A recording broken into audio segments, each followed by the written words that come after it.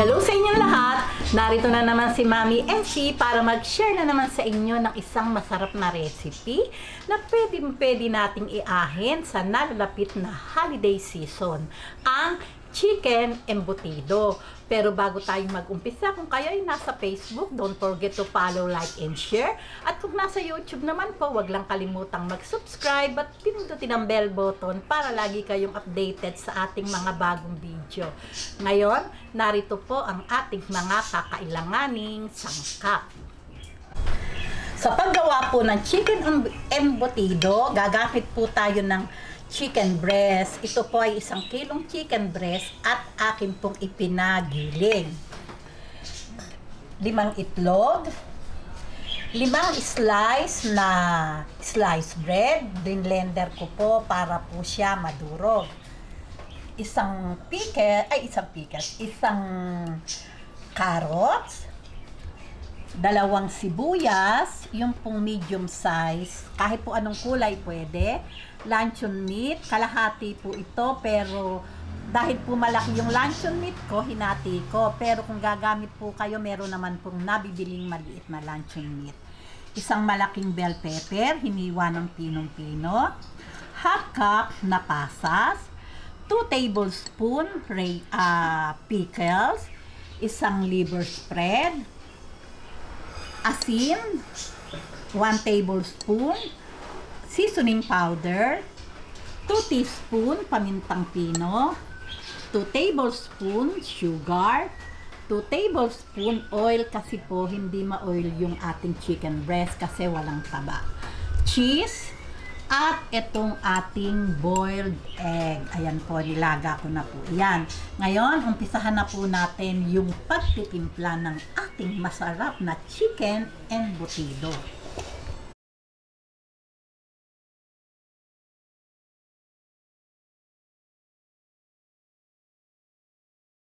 Gadgarin po natin tong ating luncheon meat. Ayan. Pwede din pong hiwain. Ayan. Ayan. Ubusin po natin tong kalahati. Kung maliit naman po, 1 maliit. Ngayon, sabay-sabay lang po lahat. Lagay natin tong ating ginadgad na carrots,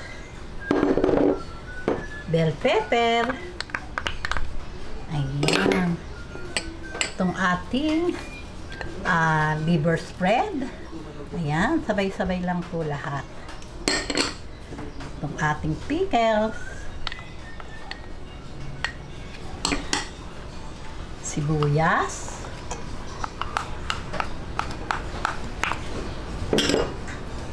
sugar. Ito po ay pambalansi ng lasa. Ang ating paminta, 2 teaspoon. Ayan. Salt and seasoning powder.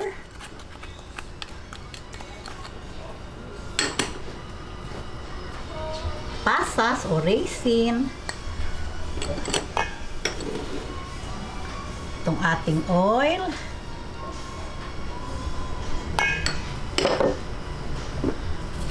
itong cheese. Yan, gagarin po natin ang cheese. Kalahati lang po yung ating ilalagay na cheese.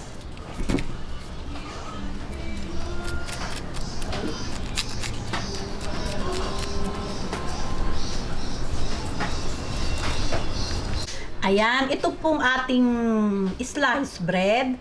5 slice po ito. Pero pwede din po kayong gumamit ng breadcrumbs. 1 cup na breadcrumbs. Pwede din po yung harina. 1 cup din po. Ayan, tingnan po natin. Hindi natin lagay lahat. Makikita nyo naman po kung ayos na yung timpla ng ating embutido dahil po sa breadcrumbs o egg na ating ilalagay. Ayan. Ayan, lagay po natin tong ating 5 itlog.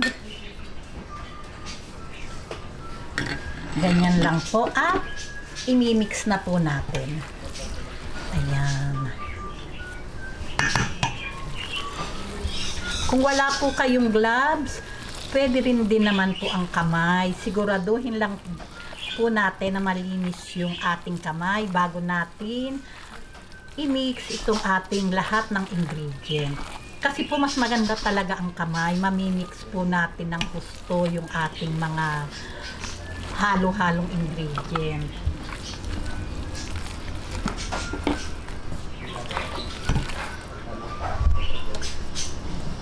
Ayan. Lagay po natin lahat yung aking inanong 5 slice bread. Haluin lang po natin hanggang halo-halo silang lahat talaga. Ayan, heto na po yung ating embutido. Na-mix na po lahat yung ating mga ingredient. At heto naman po yung aking foil. Nilagyan ko po ng margarine para po hindi manikit. Okay, ngayon po, meron po akong panakal dito. Ito po ay 1 cup. Ayan. Ayan, nasa inyo po iyon kung ganong kalaki yung gusto nyo na inyong gagawin. Ayan, ganyan lang po. Lagyan natin ng egg. Ayan. Ganyan lang po. Tabunan lang po natin. Nasa inyo po yan. Ayan, ito naman po mas madali. Ayan, tabon-tabon lang na ganyan.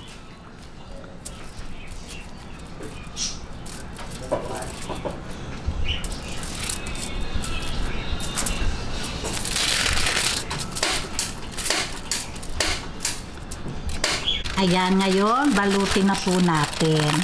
Ayan, kailangan po yung pagbabalot. Ayan, yung pong unang nakasealed po na ganyan.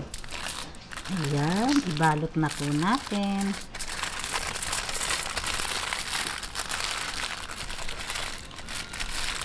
Ayan. Ilak lang po natin itong magkabilang dulo. Ayan, ganyan lang po. Siguraduhin po natin na hindi makakaahon yung ating binalot na embutido. Ayan, sisilid lang po natin na ganyan. O, diba? Ayan lang po, ganyan lang po yung ating gagawin. Ayan. Tuloy lang po yung ating pagbabalot. Ayan, tuloy-tuloy lang po yung gawin nating pagbabalot. At i-steam na po natin to. Yun pong haba po akong nagbabalot, na po tayo. Magpakulo na po tayo ng ating tubig sa ating steamer. Ayan. Pag po, ayan, pwede naman din ng 3. Ayan.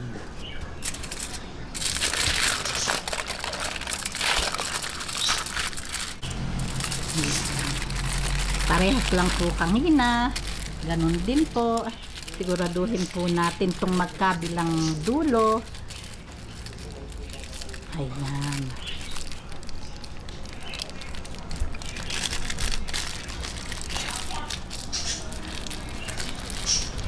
Ayan, ganyan lang po yung ating gagawin.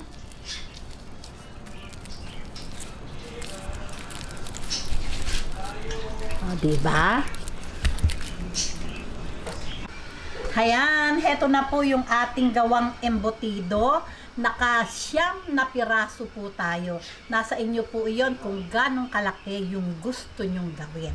Okay, ngayon i-steam na po natin. Ayan, atin na pong i-steam.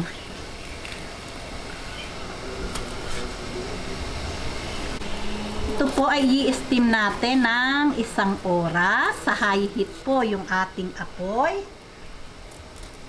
Ayan. Sa high heat po natin ilalagay yung ating apoy. 1 oras po natin itong i-steam.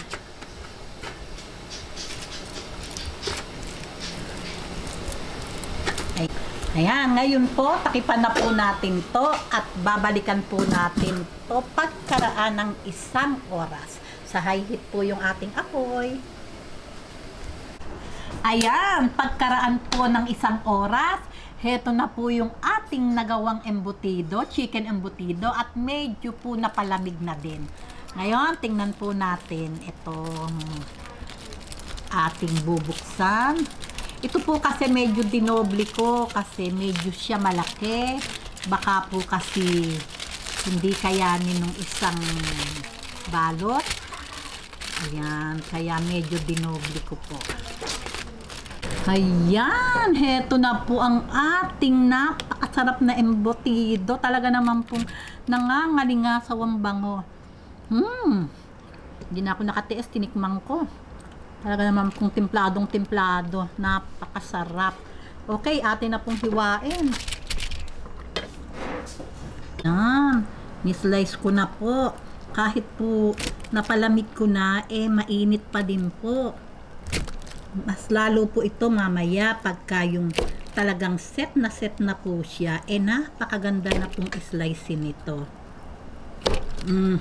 Ayan. Ayan, heto na po ang talaga namang napakasarap. Sa amoy pa lang, gugutumin na kayo. Gawin nyo na po ito at talaga naman pong napakagandang iahin to sa nalalapit na holiday season. O paano po, talaga pong yummy. Paano po? Kung nagustuhan nyo ang video na to, huwag lang kalimutang mag-likes. And don't forget to share and subscribe. Babus! Gawin nyo na po isang masarap na recipe sa nalalapit na holiday season. Babus!